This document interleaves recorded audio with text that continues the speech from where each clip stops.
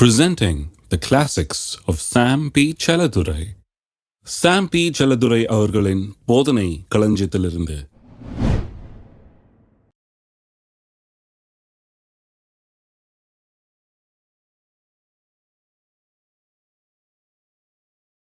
நான் சென்ற வாரத்தில் 8 காரியங்கள் உங்களுக்கு சொன்னேன்.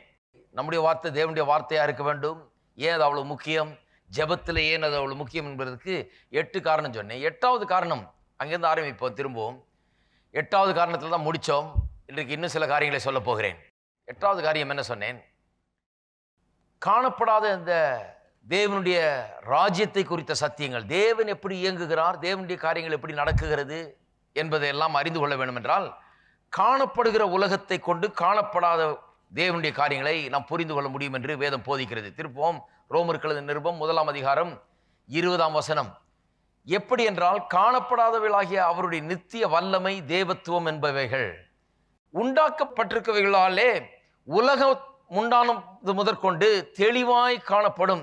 ஆதலால் அவர்கள் போக்கு சொல்ல இடமில்லை. உலகம் உண்டானது முதற்கொண்டு இந்த காரியங்கள் எல்லாம் தெளிவாய் காணப்பட்டு கொண்டு வருகிறதாம். அதாவது உலகத்தை என்றைக்கு தேவன் உண்டாக்கினாரோ, இந்த பூமியும் அதில் உள்ளவைகளையும் என்றைக்கு தேவன் உண்டாக்கி அதிலெல்லாம் வைத்தாரோ, அன்றைக்கே தம்மை குறித்தும் தம்முடைய வல்லமை குறித்தும் தான் எப்படி இயங்குகிறார் என்பது குறித்தும் சில காரியங்களை வெளிப்படுத்தி விட்டாராம். ஆகவே இன்றைக்கு எந்த மனுஷரும் எனக்கு தெரியாதுங்க, தேவனை யார் கண்டா, அவருடைய வல்லமை யார் கண்டா, அது எப்படி வேலை செய்யும், எனக்கு எப்படி தெரியும், நான் பார்த்ததில்லையே என்று சொல்ல முடியாது. என்னைக்கு பூமியை உண்டாக்கினாரோ, நேற்று இன்னைக்கு இல்லை, என்னைக்கு பூமியை உண்டாக்கினாரோ அன்றைக்கே தம்மை குறித்தும் தம்முடைய வல்லமை குறித்தும் தாம் எப்படி காரியங்களை செய்கிறார் என்பதை குறித்தும் தம்முடைய ராஜ்யத்தில் எப்படி காரியங்கள் நடக்கிறது என்பதை குறித்தும் பல காரியங்களை ஏற்கனவே வெளிப்படுத்தி விட்டாராம். ஆகவே இன்றைக்கு தேவனை பற்றி அறிந்து கொள்ள வேண்டுமா, தேவன் எப்படி இயங்குகிறார், எப்படி காரியங்களை செய்கிறார், அவருடைய காரியங்கள் எப்படி நடக்கிறது என்பதை புரிந்து கொள்ள வேண்டுமா, இந்த காணப்படாத தேவனுடைய ராஜ்யத்தின் காரியங்களை நாம் புரிந்து கொள்ள வேண்டுமா?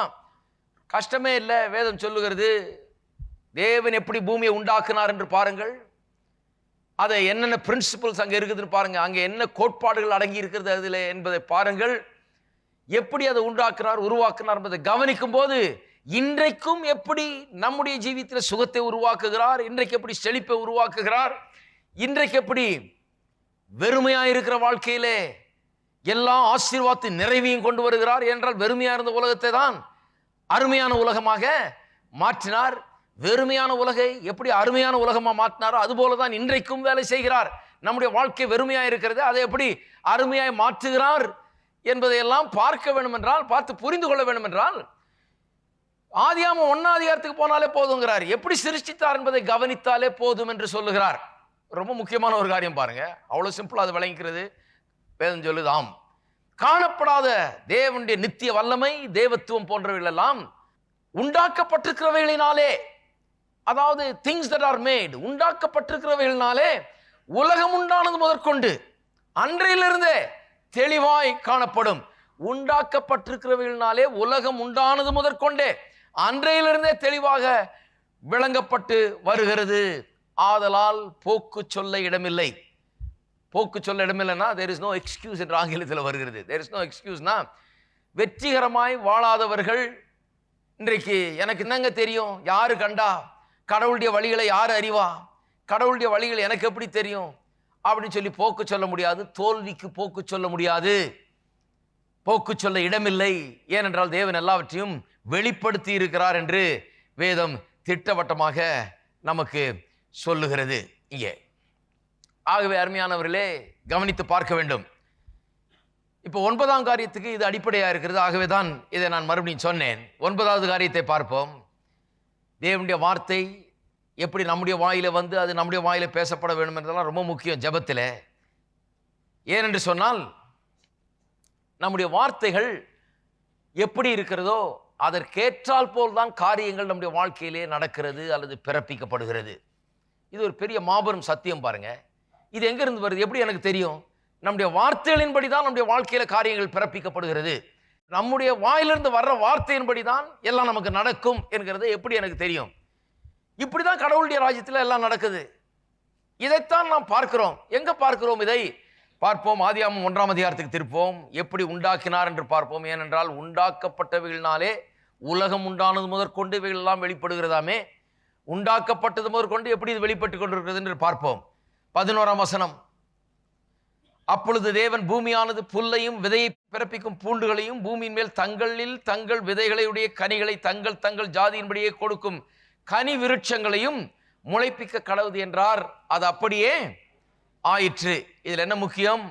தங்களில் தங்கள் விதைகளையுடைய கனிகளை தங்கள் தங்கள் ஜாதியின்படியே கொடுக்கும் கனி விருட்சங்களையும் முளைப்பிக்க கடவுது என்றார். அதாவது எல்லாம் எப்படி பிறப்பிக்கிறதாம்? தங்கள் தங்கள் ஜாதியின்படியே பிறப்பிக்கிறது. எல்லாரும் சொல்லுவோம், தங்கள் தங்கள் ஜாதியின்படியே. எல்லாம் தங்கள் தங்கள் ஜாதியின்படியே பிறப்பிக்கிறது. ஜாதியை ரொம்ப பேர் ரொம்ப முக்கியத்துவப்படுத்துறாங்க. ஆனால் வார்த்தை கூட எப்படி தன்னுடைய ஜாதியின்படி பிறப்பிக்கிறது என்பதை முக்கியத்துவப்படுத்துவது கிடையாது. அதைத்தான் இன்றைக்கு சொல்லிக் கொண்டிருக்கிறேன். வார்த்தை கூட பல வகையான ஜாதியை சேர்ந்ததா இருக்கிறது. தோல்வி ஜாதியை சேர்ந்த வார்த்தைகள், பலவீன ஜாதியை சேர்ந்த வார்த்தைகள், பிசாசை மேன்மைப்படுத்துகிற ஜாதியை சேர்ந்த வார்த்தைகள், வெற்றியின் வார்த்தைகள், சுகத்தின் வார்த்தைகள், பலத்தின் வார்த்தைகள், செழிப்பின் வார்த்தைகள், இப்படி பல ஜாதி இருக்குது வார்த்தைகள்ல. நம்ம உலகத்தில் மனுஷனுக்கு மனுஷன் ஜாதி ஜாதி ஜாதின்னு சொல்லி போட்டு 1000 துண்டா சமுதாயத்தை வெட்டி ஒன்றும் இல்லாமல் ஆக்கி கொண்டிருக்கிறார்கள். இன்றைக்கு நான் சொல்லுகிறேன், அதெல்லாம் முக்கியமே கிடையாது. மனுஷ ஜாதி ரொம்ப முக்கியம் கிடையாதுங்க. எது முக்கியம்? நம்முடைய வாயின் வார்த்தை எந்த ஜாதியை சேர்ந்ததா இருக்குது, எவ்வகையான வார்த்தைகளை பேசுகிறோம் என்பது ரொம்ப முக்கியம். நீங்க எந்த ஜாதியில பிறந்திருக்கீங்கன்றதை வச்சு நீங்க வெற்றிகரமா இருக்க போகிறீங்களா அல்லது தோல்வியா இருக்க போகிறீங்களான்னு வேதம் சொல்லலை. அப்படி சொல்லியிருந்தா நிச்சயமா நான் அதை போதிப்பேன். இந்தந்த ஜாதிகாரங்கள்லாம் நல்லா வரலாம், இந்தந்த ஜாதிகாரெல்லாம் வர முடியாது, நிச்சயமா போதிப்பேன் நான். ஆனால் அப்படி வேதவசனம் சொல்லவில்லை. வேதவசனம் என்ன சொல்லுது? உங்கள் வார்த்தை எந்த ஜாதியை சேர்ந்ததா இருக்குதோ அந்த ஜாதியின்படி தான் உங்களுடைய வாழ்க்கையும் இருக்கும். நாம் என்ன சொல்றோம்? அந்தந்த ஜாதியில பிறந்தவங்க அப்படிதாங்க இருப்பாங்க. இவர் இந்த ஜாதி அதனால இப்படி, அவர் அந்த ஜாதி அதனால அப்படி. வேதம் சொல்லுது கிடையாது. உன்னுடைய வார்த்தை என்ன ஜாதியோ அந்த ஜாதியின்படி தான் நீ இருப்ப.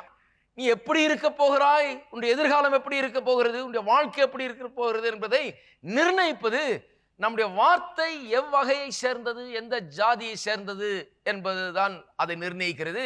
ஆகவே தான் ஜாதியை காட்டிலும் நம்முடைய வார்த்தை எந்த வகையானது என்பது ரொம்ப முக்கியம்.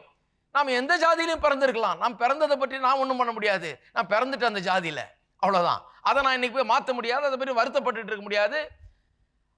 அதை பற்றி பெரிய மேன்மையா நினைச்சும் பிரயோஜனம் இல்லை, அதை பற்றி தாழ்வா நினைச்சும் பிரயோஜனம் இல்லை. அதெல்லாம் விட்டு போட்டு இப்பொழுது என்னுடைய வார்த்தை எந்த வகையா இருக்கிறது, நான் எந்த ஜாதியில பிறந்தேங்கிறத விட நான் எப்பேற்பட்ட வார்த்தைகளை பேசுகிறேன் என்பதில் கவனத்தை செலுத்த வேண்டும். ஏனென்றால் அதுதான் என்னுடைய எதிர்காலத்தை நிர்ணயிக்கக்கூடியதா இருக்கிறது. அதுதான் என்னுடைய வாழ்க்கை, இன்றைக்கு நான் எப்படி வாழப்போகிறேன் என்கிற வாழ்க்கை தரத்தை அதுதான் நிர்ணயிக்க போகிறதா இருக்கிறது. எல்லாம் இதெல்லாம் இருக்கிறீங்க, ராமன் சொல்றீங்களா? எந்த ஜாதி வார்த்தைகள்? ஏனென்று சொன்னால் உண்டாக்கப்பட்டவர்கள் மூலமாக உலகம் உண்டானது முதற்கொண்டு தேவனை குறித்த காரியங்கள் எல்லாம் வெளிப்படுத்தப்பட்டிருக்கிறதாம். உலகம் உண்டான நாளிலே எப்படி உண்டானது என்று நான் வாசித்து காண்பித்தேன். எப்படி உண்டானது, அவர் எப்படிப்பட்ட கோட்பாடுகளை வைத்து உண்டாக்கினார், அது தன் தன் ஜாதியின்படியே பிறப்பிக்கும்படியாக உண்டாக்கினார். இது தேவனுடைய பிரின்சிபல். அப்ப வார்த்தை கூட பாருங்க ஒரு விதை மாதிரி இருக்குதுன்னு அதெல்லாம் போதிச்சு விட்டோம். வார்த்தை விதை என்று வேதவசனம் நிச்சயமா போதிக்கிறது. மார்க் 4ஆம் அதிகாரத்திலே நாம் வாசிக்கிறோம், விதைக்கிறவன் வசனத்தை விதைக்க புறப்பட்டான். அந்த வசனம் விதைக்கப்பட்டு 1 30 60 100 பலன் கொடுத்தது. தேவனுடைய ராஜ்யத்தை நாம் எதற்கு ஒப்பிடுவோம் என்று சொல்லிவிட்டு ஒரு மனிதன் நிலத்தில் விதையை விதைத்து இரவில் தூங்கி பகல் விழித்து அவனுக்கு தெரியாத விதமாய் அது பயிராகி வளர்கிறது போலதான் தேவனுடைய ராஜ்யம் இருக்கிறது என்று இயேசு சொன்னார். அப்ப வார்த்தைகள் விதைகளை போல இருக்கிறது என்பது வேதவசனத்தின் சத்தியம். அது ஒன்றும் பெரிய தேடி பார்க்க வேண்டியதில்லை, அதெல்லாம் ஏற்கனவே போதிச்சாச்சு. வார்த்தைகள் விதைகளாக இருக்கிறது. அப்ப அந்த வார்த்தைகளாகிய விதைகளும் எப்படி பிறப்பிக்கிறது? அது தன் தன் ஜாதியின்படியே தான் பிறப்பிக்கிறது. ஆகவே தான் பாருங்கள், நீங்க நினைக்க கூடாது மலையை பார்த்து பெயர்ந்து சமுத்திரத்தில் தள்ளுண்டு போ என்று சொன்னா மலை போகும். ஆனால் நான் தினந்தோறும் என்னுடைய பிரச்சனையை பேசுறதுனால ஒன்றும் பாதிப்பு ஏற்படாது என்று நினைக்கிறது தவறு. ஏனென்றால் பிரச்சனையை பேசுகிறதுனாலேயே மலையை இன்னும் உறுதியாய் நிற்க வைக்கிறார்கள் அநேகர். ஏனென்று சொன்னால் இந்த நெகட்டிவ் வேர்ட்ஸ், இந்த வகையான ஜாதியை சேர்ந்த வார்த்தைகள் இப்படிப்பட்ட வார்த்தைகள் அப்படிப்பட்டவைகளையே பிறப்பித்துக் கொண்டிருக்கிறது அவருடைய வாழ்க்கையில. உலகம் உண்டான நாள் முதல்லையே தேவன் அதை வெளிப்படுத்தி விட்டார். இப்படித்தான் காரியங்கள் இயங்குகிறது. எந்த வார்த்தைகளை பேசணுமோ அதுதான் உண்டாய் கொண்டிருக்கிறது. நிறைய பேர் ஆரம்பிக்கும் போதே 6 மாசத்துக்கு முன்னால் என்ன நடக்க போகுதுன்னு இப்பவே சொல்லிடுவாங்க. ஒருத்தர் சொல்றாரு பாருங்க, நாங்க பாருங்க இந்த விடுமுறை காலத்துல எப்பவும் விடுமுறைக்கு போகலாம்னு நினைப்போங்க. ஆனா போலான்னு நினைக்கிற போதான் இந்த பசங்க ஏதாவது வியாதிப்பட்டு அதாயி இதாயி என்னமாவது ஆயிடுதுங்க. நிச்சயமா அது ஆகும் பாருங்க, இந்த வருஷம் கூட பாருங்க, நிச்சயமா அப்படிதான் ஆகும். நான் சொன்னேன் நிச்சயமா ஆகும், இப்படியே சொல்லிட்டே வாங்க, நிச்சயமா ஆகும். ஏனென்றால் ஏதோ நீங்க சொன்னதுனால ஆக போறது இல்ல. ஆனால் சொல்லுகிற வார்த்தைகள் விதையா இருக்குது. இதையே விதைச்சு இதுக்கே தண்ணீர் பாய்ச்சி இதையே உறுதிப்படுத்தி இதையே பண்படுத்தி இதையே வளர்த்துக்கிட்டு இருந்தா நிச்சயமா கனி தர்ற மரமா இது ஒரு நாள் ஆகிவிடும். ஏதோ ஒரு தடவை அப்படி சொல்லிட்டதுனால அப்படி ஆயிட போறது இல்லை. ஆனால் இதையே சொல்லிட்டே இருந்தா இதையே விசுவாசிக்க ஆரம்பிக்கிறோம். இதே விசுவாசித்து அப்புறம் இதையே பேச ஆரம்பிச்சிடறோம். இதுவே நமக்கு நடக்க ஆரம்பிக்கிறது. ஆகவேதான் பாருங்கள், நம் பேசுகிற வார்த்தைகள் என்னவென்று ஜாக்கிரதையாக இருக்க வேண்டும். You can have what you say. நீங்கள் எதை சொல்லுகிறீர்களோ அதை நீங்கள் பெற்றுக்கொள்ளலாம். ஆகவேதான் என்ன உங்களுக்கு வேண்டும் என்கிறதை சொல்ல வேண்டும். என்ன இருக்கிறது என்று சொல்லக்கூடாது, என்ன வேண்டும் என்கிறதை நீங்கள் பேச வேண்டும். இருக்கிற பிரச்சனையை பேசக்கூடாது. நீங்கள் காண வேண்டிய பதிலை, உங்களுக்கு என்ன தேவையா இருக்குதோ, என்ன வேண்டிக் கொண்டிருக்கிறீர்களோ அதை நீங்கள் பேச வேண்டும். You can have what you say. So don't say what you have because you will have what you say. அப்படின்னா என்ன அர்த்தம்? நீங்கள் சொல்லபடியே ஆகும் என்று சொல்லி இருக்கிறபடினாலே சொல்றதை பற்றி ஜாக்கிரதையா இருங்கள். நீங்க இருக்கிறதையே, இருக்கிற வியாதியே எனக்கு வியாதி இருக்கு வியாதி இருக்கு வியாதி இருக்குன்னு சொல்லிட்டு இருந்தா சொன்னபடியே ஆகும். சுகம் என்னுடையது சுகம் என்னுடையது சுகம் என்னுடையதுன்னு சொன்னா நீங்கள் சொன்னபடியே ஆகும். இன்றைக்கு கிறிஸ்தவ மக்களுடைய பிரச்சனை என்னன்னா, அவர்களுக்கு என்ன இருக்கிறதோ அதை தான் சொல்லிட்டு இருக்கிறாங்க. ஆகவே இருக்கிறது தான் இன்னும் அதிகமாக உற்பத்தி ஆகிட்டு இருக்குது. இருக்கிற பிரச்சனை தான் அதிகமாக உற்பத்தி பண்ணிட்டு இருக்கிறாங்க. இருக்கிறதை இன்னும் பிறப்பித்து கொண்டே இருக்கிறார்கள். இருக்கிற பிரச்சனையும் கவலையும் பாரத்தையும் இல்லாமையும் வறுமையும் இருக்கிற வியாதியும் நோயும் இதையே இன்னும் அதிகமாக குட்டி போட்டு கொண்டிருக்கிறார்கள் அவருடைய வார்த்தையின் மூலமாக. இல்லாத தெய்வீக சுகத்தை, பலத்தை, ஆரோக்கியத்தை, வெற்றியை, செழிப்பை, நன்மைகளை பிறப்பிப்பது கிடையாது. அது எப்படி பிறப்பிக்கப்படும்? அது தன் தன் ஜாதியின்படியே பிறப்பிக்கப்படும் என்று சொல்லிட்டாரே கர்த்தர். அதை பார்த்த உடனே நமக்கு விளங்கிடணும், இப்படிதான் விளங்குது, இப்படிதான் காரியங்கள் நடக்கிறது என்று நாம் விளங்கி விட வேண்டும். புதிய ஏற்பாட்டில் ஒரு உதாரணத்தை சொல்லுகிறேன். இது இயேசு எப்படி வலியுறுத்துகிறார் பாருங்க. மார்க் எழுதின சுவிசேஷம் 5ஆம் அதிகாரத்துக்கு திருப்போம். 22ஆம் வசனத்திலிருந்து வாசிப்போம். அப்பொழுது ஜெப ஆலய தலைவர்கள் ஒருவனாகிய யவீர் என்பவன் வந்து அவரை கண்டவுடனே ஒரு பாதத்தில் விழுந்து, பாருங்க, வந்து நேரம் வந்து பாதத்திலே விழுகிறான். அப்பனா ஏதோ பெரிய தேவை இருக்குது, ஒரு அவசர ஒரு தேவைக்காக அவன் வந்திருக்கிறான். பெரிய ஆபத்து, அவனுக்கு ஒரு பெரிய தேவை. வந்து காலிலே விழுந்து விடுகிறான். என் குமாரத்தி மரண அவஸ்தைப்படுகிறாள். ஆஹா, அதுதான் தேவை. என்னுடைய பிள்ளை மரண அவஸ்தைப்படுகிறாள். என்னுடைய பிள்ளை மரண அவஸ்தைப்பட்டுச்சுன்னா யார் காலிலையும் விழ நாம் ரெடியா இருப்போம் இல்லையா? அதுதான் இங்க நடக்குது. வந்து இயேசுடைய பாதத்தில் விழுந்து அவன் சொல்லுகிறான், என்னுடைய குமாரத்தி மரண அவஸ்தைப்படுகிறாள், அவள் ஆரோக்கியம் அடையும்படிக்கு நீர் வந்து அவள் மேல் உமது கைகளை வையும், அப்பொழுது பிழைப்பாள் என்று அவரை மிகவும் வேண்டிக் கொண்டான். அவனுடைய விசுவாசம் பாருங்க எப்படி இருக்குதுன்னு. இவர் வந்து கையை வச்சார்னா அவள் பிழைப்பாள். இவனுக்கு ஜபாலய தலைவனுவன் இப்போதான் இயேசுவுக்கு அறிமுகமாக இருக்கிறான். இயேசுவை பல இடங்களில் கண்டிருக்கிறான் போல இருக்கு. இயேசு என்ன செய்கிறாருன்னு பார்த்துருக்கான், சுகமளிக்கிறத கண்டிருக்கிறான். அநேக நேரத்தில் கைகளை வியாதியஸ்தர் மேலே வைக்கிறார், அவர்கள் சொஸ்தமாகிறார்கள். அப்போ அவனுக்குள்ள ஒரு விசுவாசம். என்ன விசுவாசம்? நீர் வந்து உம்முடைய கைகளை இவள் மேல் வைத்தால் அவள் சுகமடைவாள். கைகளை வந்து வையும், அப்பொழுது அவள் பிழைப்பாள், சாக மாட்டாள், பிழைப்பாள். இப்போ மரண வேதனையில் இருக்கா, கையை வச்சா பிழைத்துக் கொள்வாள். சொல்லுகிறான் வாயை திறந்து, நீர் வந்து கையை வைத்தால் பிழைத்துக் கொள்வாள், நீர் வந்து கையை வைத்தால் பிழைத்துக் கொள்வாள். இதுதான் அவனுடைய விசுவாசம் பாருங்க. சாக கிடக்கிறாள், ஆனா அவன் என்ன சொல்லுகிறான்? நீர் வந்து கையை வைத்தால் பிழைத்துக் கொள்வாள். பதில் இதுதான், நீர் வந்து கையை வையும் பிழைத்துக் கொள்வாள் என்று சொல்லுகிறான். உடனே இயேசு அவன் கூட போனாராம். அவர் அவனோட கூட போனார். திரளான ஜனங்கள் அவருக்கு பின் சென்று அவரை நெருக்கினார்கள்.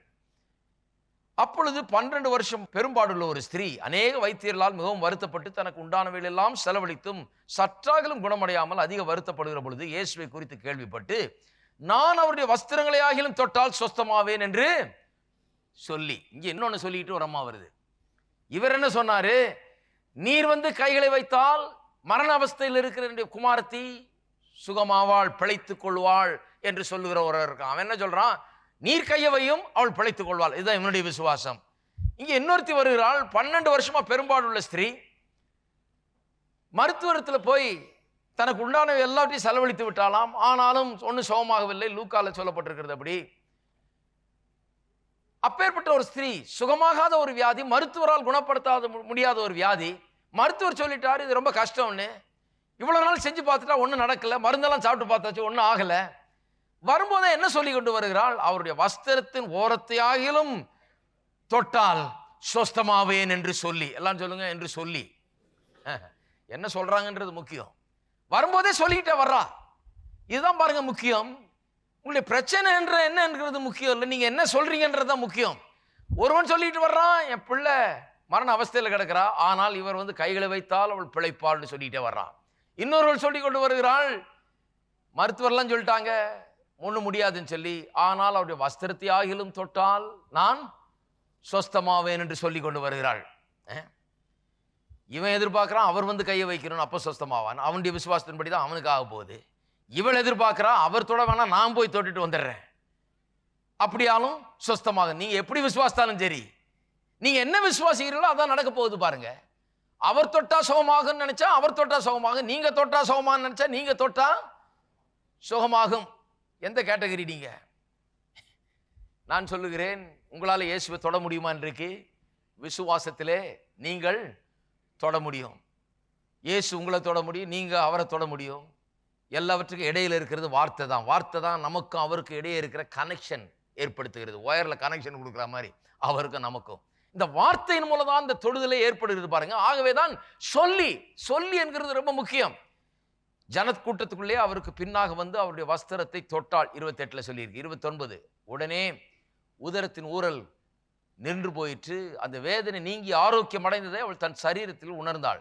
உடனே இயேசு தம்மிலிருந்து வல்லமை புறப்பட்டதை தமக்குள் அறிந்து ஜனக்கூட்டத்துக்குள்ளே திரும்பி என் வஸ்திரங்களை தொட்டது யார் என்று கேட்டார். அவருடைய சீஷர்கள் அவரை நோக்கி, திரளான ஜனங்களும் நோக்கி கொண்டிருக்கிறதை நீ கண்டும் என்னை தொட்டது யார் என்று கேட்கிறீரே என்றார்கள். இந்த செய்தவளை காணும்படிக்கு அவர் சுற்றிலும் பார்த்தார். தன்னிடத்திலே சம்பவித்ததை அறிந்த அந்த ஸ்திரீயானவள் பயந்து நடுங்கி அவர் முன்பாக வந்து விழுந்து உண்மையெல்லாம் அவருக்கு சொன்னாள். ஏனென்றால் அப்படிப்பட்ட ஸ்திரீகள், இப்பேற்பட்ட வியாதியுடையவர்கள் அன்றைக்கு சமுதாயத்தில் நடமாட முடியாது, தூரத்தில் இருக்கணும், ஒதுக்கப்பட்டவர்களாக விலக்கப்பட்டவர்களாக இருப்பார்கள். சமுதாயத்தில் அந்த விலக்கப்பட்ட ஒரு ஸ்திரீ வந்து கூட்டத்தின் நடுவில் எல்லாரையும் தொட்டுக்கிட்டு வந்து எல்லாரையும் தீட்டுப்படுத்தி விட்டாள் என்று அந்த காலத்தில் குற்றஞ்சாட்டுவார்கள். இதுக்கெல்லாம் பெரிய தண்டனைலாம் உண்டு. இவள் வந்து அவ்வளோ தைரியமாக வந்து எப்படியா சுகத்தை பெற்றுவேன்னு சொல்லி ஒரே தீர்மானமாக வந்து கூட்டத்தின் நடுவில் எல்லாரையும் உரசிக்கிட்டு வந்து எல்லார் மத்தியிலும் வந்து இயேசுவை வேற தொட்டுட்டா. தொடர்றது ரொம்ப பெரிய குற்றம் அப்பேற்பட்ட ஒரு ஸ்திரீ. அதனால தான் பயப்படுகிறாள், அதனால தான் நடுங்குகிறாள் பாருங்க. சொல்லுகிறாள், நான் தான் தொட்டேன் என்று உண்மையெல்லாம் அவருக்கு சொல்லுகிறாள். அவர் அவளை பார்த்து, மகளே உன் விசுவாசம் உன்னை ரட்சித்தது, நீ சமாதானத்தோட போய் உன் வேதனை நீங்கி சுகமாயிரு என்றார். உன் விசுவாசம் உன்னை ரட்சித்தது, நீ என்ன சொல்லிட்டு வந்தியோ அதை தான் பெற்றுக்கொண்டாய். அதான் விசுவாசம். அப்படிதான் விசுவாசம் வேலை செய்யுது. விசுவாசம் எப்படி வேலை செய்யறதுன்றது பற்றி எந்த சந்தேகமும் வேண்டாம். நாம் என்ன சொல்லுகிறோமோ அதன்படி தான் ஆகும், சொன்னபடியே ஆகும் என்கிறது ரொம்ப முக்கியம். உன் விசுவாசம் உன்னை ரட்சித்தது, நீ போய் சுகமாயிரு என்று அவளுக்கு சொல்லுகிறார். அவர் இப்படி பேசி கொண்டிருக்கையில் பாருங்க, அந்த ஆளை மறந்துட்டார். இப்போ இங்கே ஒரே கூட்டம், இந்த கூட்ட நெரிச்சலில் போயிட்டு இருக்கிறாரு.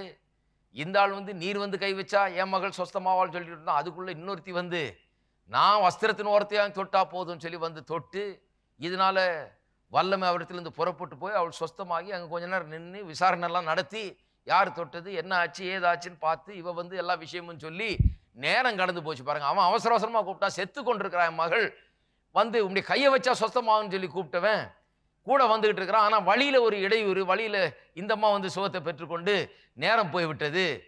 அதுக்குள்ள ஆள் வந்து சொல்லுகிறார்கள், உங்களுடைய குமாரத்தி மரித்து போனால் இனி ஏன் போதகரை வருத்தப்படுத்துகிறீர் என்றார்கள். செத்து போயாச்சு, இனிமே வருத்தப்படுத்தாதீர்கள் என்று சொல்லுகிறார்கள். இயேசு சொன்ன வார்த்தையை கவனிங்க. அவர்கள் சொன்ன வார்த்தையை இயேசு கேட்ட உடனே, நல்லா கவனிக்கணும், வேத வசனத்தை வாசிக்கும் போது ரொம்ப கவனமா வாசிக்கணும். அவர்கள் சொன்ன வார்த்தையை இயேசு கேட்ட உடனே ஜெப ஆலய தலைவனை நோக்கி, பயப்படாதே விசுவாசம் உள்ளவனாயிரு என்று சொல்லி, ஆங்கிலத்தில் ரொம்ப அருமையா வருகிறது. Do not fear but only believe. Do not fear but only believe. ஓ, அந்த காலத்தில் எத்தனை பிரசங்கங்கள் கேட்டிருக்கிறேன். only believe, ஒன்லி பிலீவ்னு அதிகமாக பிரசங்கம் பண்ணுவார்கள். ஒன்லி பிலீவ்னா பயப்படாத, விசுவாசத்தை மட்டும் உடையவனாயிரு என்று சொல்லுகிறார். Only believe. அது எந்த சூழ்நிலையில் சொல்லப்பட்டதுன்றத அநேக நேரத்தில் நாம் கவனிக்கிறது இல்லை. இந்த சூழ்நிலை தான் சொல்லப்பட்டிருக்கிறது. இயேசு சொல்லுகிறார், அவங்க நியூஸ் சொல்றாங்க செத்து போயிட்டாள்னு. செத்து போன பிறகு சொல்றார் இயேசு, பயப்படாதே, என்னவாயிரு, விசுவாசம் உள்ளவனாயிரு, பயப்படாதே, விசுவாசம் உள்ளவனாயிரு என்று சொல்லி பேதுரு, யாக்கோபின் சகோதரர் யோவானையும் தவிர வேறொருவரும் தம்மோடு வருகிறது இடம் கூடாமல் ஜெப ஆலய தலைவனுடைய வீட்டிலே வந்து சந்தடியும் மிகவும் அழுது புலம்புகிறவர்களையும் கண்டு உள்ளே பிரவேசித்து, நீங்கள் சந்தடி பண்ணி அழுகிறது என்ன, பிள்ளை மரிக்கவில்லை, என்ன பண்ணி கொண்டிருக்கிறாள், நித்திரையாயிருக்கிறாள். இவர் பேச்சு பாருங்க எப்படி இருக்குன்னு. பிள்ளை மரிக்கவில்லை, எப்படி இருக்கிறாள், நித்திரையாயிருக்கிறாள். லாசரு செத்த போது இதே தான் சொன்னார். அவர் செத்துட்டான் நியூஸ் வருது, இல்லை அவன் நித்திரையாயிருக்கிறான். சரி, இது ஒரு வெறும் ஸ்லீப் மாதிரி தான் நான் பார்க்குறேன். இதை நித்திரை தான் இது. ஏனென்றால் எழுப்ப போகிறவன் மறுபடியும் அவள் நித்திரையா இருக்கிறாள் என்று சொல்லி என்ன சொல்றாரு பாருங்க. அதற்காக அவரை பார்த்து நகைத்தார்கள் 40. எல்லாரையும் அவர் வெளியே போக பண்ணி பிள்ளையின் தகப்பனையும் தாயும் தம்முடைய வந்தவர்களையும் அழைத்து கொண்டு பிள்ளை இருந்த இடத்திலே பிரவேசித்து பிள்ளையின் கையை பிடித்து தலித்தா கூமி என்றார். அதற்கு சிறு பெண்ணே எழுந்திரு என்று உனக்கு சொல்லுகிறேன் என்று அர்த்தமாம். செத்த ஒரு சடலத்திட்ட பேசுகிறார். சிறு பெண்ணே எழுந்திரு என்று சொல்லுகிறார். உடனே சிறு பெண் எழுந்து நடந்தாள். அவள் 12 வயதுள்ளவளாக இருந்தாள். அவர்கள் மிகுந்த ஆச்சரியப்பட்டு பிரமித்தார்கள். அருமையானவர்களே, இங்கே முக்கியமாக கவனிக்க வேண்டியது, எப்படி இந்த மனுஷர்கள் சொல்லி கொண்டு வருகிறார்கள். விசுவாசம் எப்படி சொல்லுகிறதுனால வெளிப்படுகிறது. இவன் சொல்லி கொண்டு வந்தான், நீர் அவளை தொட்டால் அவள் பிழைத்துக் கொள்வாள் என்று. செத்து போயிட்டாள்னு நியூஸ் வந்த பிறகு இயேசு சொல்றாரு, பயப்படாதே, விசுவாசம் உள்ளவனாயிரு. அப்படின்னா என்ன அர்த்தம், வேற ஒன்றும் பேசாதே. இப்போ நியூஸ் ரொம்ப இக்கட்டான நியூஸ் வரும்போது, ரொம்ப கஷ்டமான நியூஸாக இருக்கும்போது வாயை திறந்து கண்டதையும் பேசாத, உன் கஷ்டத்தை பேசாத, ஐயோ செத்துட்டாளுன்னு புலம்பாத, என்ன நடந்திருக்குதுன்றதை பற்றி அதை பெருசுப்படுத்தி அதை பேசாத, விசுவாசம் உள்ளவனாயிரு, பயப்படாதே, விசுவாசம் உள்ளவனாயிரு. என்ன சொன்னியோ அதையே தொடர்ந்து சொல்லி கொண்டிரு. இவங்க சொல்றதை சொல்லிட்டு இருக்காத. நீ ஆரம்பிக்கும் போது என்ன சொன்ன, நான் கைகளை வைத்தால் அவள் பிழைத்துக் கொள்வான்னு சொன்ன. அதே விசுவாசத்தை உடையவனாயிரு, அதே பேசு, வேற மாத்தாத, பேச்ச வேற மாத்தாத. நான் கைகளை வைத்தால் அவள் பிழைப்பாள்னு சொன்னா, நான் கையை வைத்தா பிழைப்பாள்னு சொன்னதுனால நானும் உங்கூடயே சேர்ந்து பேசுகிறேன். அதனால தான் வீட்டில் செத்த சடலத்தை பார்த்த பிறகு கூட அவர் என்ன சொல்லுகிறார், அவள் நித்திரையாயிருக்கிறாள்னு சொல்றாரு. எல்லாம் பார்த்து சிரிக்கிறாங்க, யாருக்கும் விளங்கல என்ன இப்படி சொல்றாரு என்று. அவர் வேற ஒன்றும் பண்ணல, அவர் விசுவாசத்தை அங்கே அவிழ்த்து விடுகிறார். விசுவாசம் வேற விதத்தில் இயங்க முடியாது. இதுதான் ஜெபத்தில் நாம் அறிந்து கொள்ள வேண்டிய மிகவும் முக்கியமான ஒரு காரியம். பாருங்க, இன்னைக்கு ஒன்று பேசுறது, நாளைக்கு ஒன்று பேசுறது, சூழ்நிலை பார்த்த ஒன்று பேசுறது, சூழ்நிலை கொஞ்சம் மாறின ஒன்று கொஞ்சம் பேசுறது. இப்படி பேசுறதுனால தான் ஜெபத்துக்கு சரியான பதில் உண்டாக மாட்டேங்கிறது. ஜெபத்திற்கு நிச்சயமான பதில் உண்டாக வேண்டும் என்றால், ஜெபத்தில் நாம் பதிலை காண வேண்டும் என்றால், நாம் செய்ய வேண்டிய முக்கியமான ஒரு காரியம் என்ன, நாம் என்ன பேச தொடங்கணுமோ அதையே தொடர்ந்து விசுவாசம் உள்ளவர்களாக பேசிக்கொண்டே இருக்க வேண்டும். விசுவாசத்தை பேச தொடங்குறோம், அப்ப அந்த விசுவாசத்தையே பேசிக்கொண்டிருக்கணும். அதனால தான் இயேசு சொன்னார் அவனை பார்த்து, பயப்படாதே, விசுவாசம் உள்ளவனாரு. Do not be afraid, only believe. விசுவாசத்தை விட்டுறாத. நீ என்ன சொன்னியோ அதையே சொல்லிட்டு இரு, நீ என்ன சொன்னியோ அதையே நம்பிக்கிட்டு இரு, நீ என்ன சொன்னியோ அதையே பிடித்து கொண்டு சொல்லுகிறார். அதே அவன் பிடித்து கொண்டிருக்கிறான். இவர் சொஸ்தமாக்குகிறார். அருமையானவர்களே, நான் சொல்லுகிறேன், அநேக நேரத்தில் சூழ்நிலை அப்படியே மாறுது. சில நேரத்தில் நமக்கு இது மாதிரி தான். சில காரியங்களை நம்புகிறோம், விசுவாசிக்கிறோம், ஜெபிக்கிறோம். நடுவில் திடீர்னு பார்த்தா ஏதோ ஒரு பின்னடைவு ஏற்பட்டது போல தெரிகிறது. ஏதோ சில காரியங்கள் சரியா ஒர்க் அவுட் ஆகாது போல தெரியுது. உடனே நம்ம பேச்சை மாற்றிடக்கூடாது. ஆமாங்க, நான் கூட விசுவாசத்துக்கு தான் இருந்தேன், ஆனால் எனக்கு என்னமோ அது ஒர்க் ஆகலைங்க அப்படின்னு சொல்லக்கூடாது. உங்களுக்கு ஒர்க் ஆகலைன்னா, நீங்கள் ஒர்க் ஆகலைன்னு சொல்கிற ஆளாக இருந்தால் அது ஒர்க் ஆகாது. ஏன் ஒர்க் ஆகலைன்னு இப்போ தெரியுது. ஏன் ஒர்க் ஆகலைன்னா பேச்சை மாற்றக்கூடாது. என்ன பேசி என்னத்தை விசுவாசத்தை ஆரம்பித்தோமோ அதையே தொடர்ந்து பேசி கொண்டிருக்க வேணும். சூழ்நிலை நல்லா இருக்கும்போது அதான் பேசணும், சூழ்நிலை பாதகமாக இருக்கும்போது அதான் பேசணும், சாதகமாக இருக்கும்போது அதான் பேசணும். என்ன சூழ்நிலையாக இருந்தாலும் நம்முடைய விசுவாசம், எதை விசுவாசித்தோமோ எதை அறிக்கை செய்தோமோ அதையே பற்றி கொண்டிருக்க வேண்டும். என்றால் அதுதான் நடக்கப் போகிறது. நாம் என்ன சொன்னோமோ அந்த சொன்னபடியே ஆகும். ஆகவே தான் நம்முடைய வார்த்தைகள் ரொம்ப முக்கியம். ஏனென்றால் அது தன் ஜாதியின்படி பிறப்பிக்கும் என்று கடவுள் சொல்லிட்டார். அது அப்படிதான் நடக்குது. எல்லாமே அப்படிதான். உங்கள் வீட்டில் என்ன வார்த்தைகள் பேசுகிறீர்கள் அது தன் ஜாதியின்படி தான் பிறப்பிக்கும். உங்களுடைய குடும்பத்தை குறித்து, உங்களுடைய பிள்ளைகளை குறித்து, அவருடைய எதிர்காலத்தை குறித்து, அவர்கள் எப்படி இருப்பார்கள் என்பது குறித்து என்ன பேசுகிறீர்கள் அதுதான் நடக்கும். நீங்கள் சொன்னபடியே தான் நடக்கும். அந்த வார்த்தையின்படியே தான் பிறப்பிக்கும். உங்கள் வியாபாரத்தை குறித்து என்ன பேசுகிறீர்கள், உங்கள் தொழிலை குறித்து என்ன பேசுகிறீர்கள், உங்களுடைய சூழ்நிலை குறித்து என்ன பேசுகிறீர்கள், உங்கள் சரீர வியாதிகளை குறித்து என்ன பேசுகிறீர்கள், நீங்க சொன்னபடியே தான் நடக்க போகிறது. ஏனென்றால் வார்த்தைகள் ரொம்ப முக்கியம். பாருங்க, மற்ற எல்லா விதை பூண்டுகள்லாம் அது தன் ஜாதியின்படி முளைப்பிக்கும்னு சொன்னாரு. வார்த்தை என்கிற விதை அது அதனுடைய ஜாதியின்படி தான் பிறப்பிக்க போகிறது. ஆகவே வார்த்தை எந்த ஜாதியின்படி இருக்கிறது என்கிறது ரொம்ப முக்கியம். நாம் எந்த ஜாதியில வந்தோம் முக்கியம் இல்ல, நம்முடைய வார்த்தை எந்த ஜாதியின்படி இருக்கிறதோ அந்த விதத்துல தான் நாம் வாழ முடியும்.